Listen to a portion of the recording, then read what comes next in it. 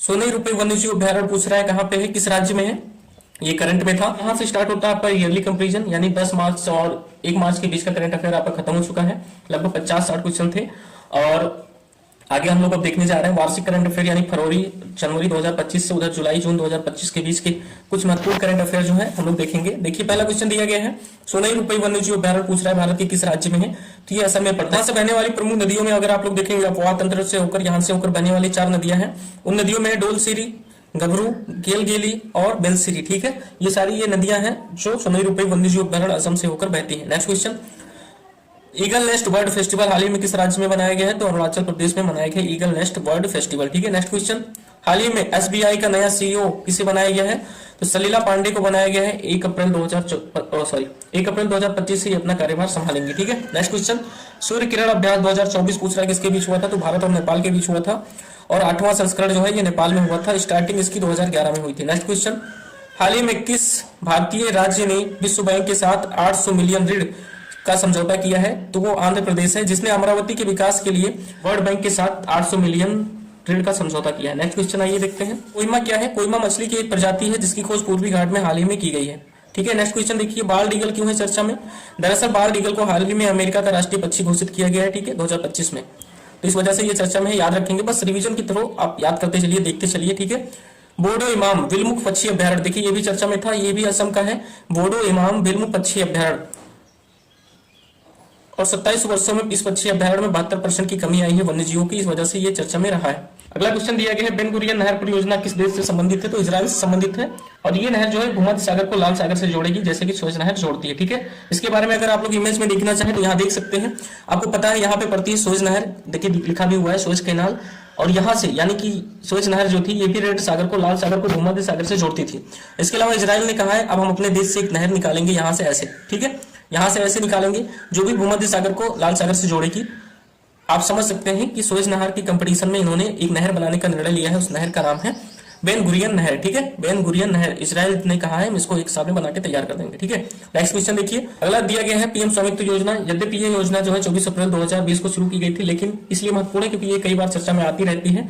इसने अपना बहुत सारा काम जो है अभी पूरा कर लिया है, डाटा कंप्लीट कर लिया है। इसका उद्देश्य था गाँव के संपत्ति कार्ड बनाना, यानी गाँव में जितने भी गाँव है भारत में उन सभी का संपत्ति कार्ड बनाना। ड्रोन सर्वे के माध्यम से ऐसा जो है संचालन किया जाएगा, देखा जाएगा कि किस व्यक्ति के पास कितनी संपत्ति है, और ड्रोन सर्वे के माध्यम से एक कार्ड बनाया जाएगा। ठीक है, ये योजना जो है पंचायती राज मंत्रालय के द्वारा लॉन्च की गई थी, तो इसलिए इंपॉर्टेंट है क्योंकि ये योजना जो है पंचायती राज मंत्रालय के द्वारा लॉन्च की गई थी। डेट आप लोग याद रखेंगे, 24 अप्रैल 2020 को शुरू की गई थी।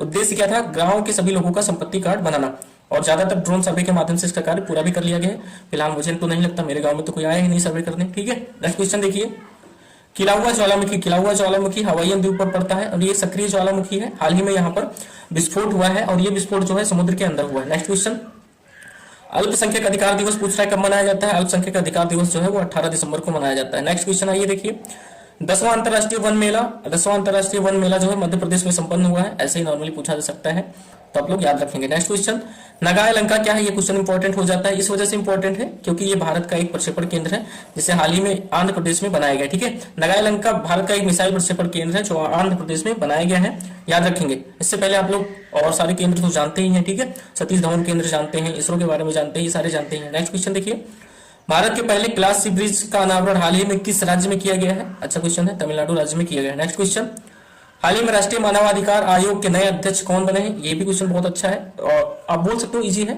मॉडरेट टाइप का है, ऐसे क्वेश्चन एग्जाम में जनरली पूछ ही लिए जाते हैं, सभी लोग इसका जवाब सही देके आते हैं।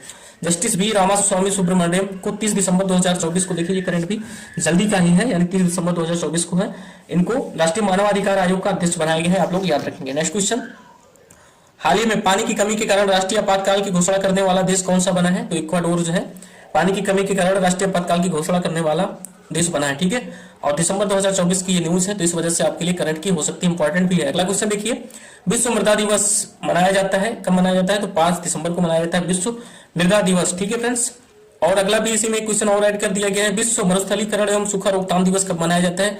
ऐसे ही दिवस फ्रेंड्स जो होते हैं एग्जाम में पूछे जाते हैं, नॉर्मल दिवस नहीं पूछे जाते। ठीक है, ये क्योंकि ये जलवायु परिवर्तन से रिलेटेड होते हैं, बहुत सारे परिवर्तन आते हैं, एनवायरमेंट से रिलेटेड होते हैं, इस वजह से ऐसे क्वेश्चन जो होते हैं एग्जाम में पूछे जाते हैं।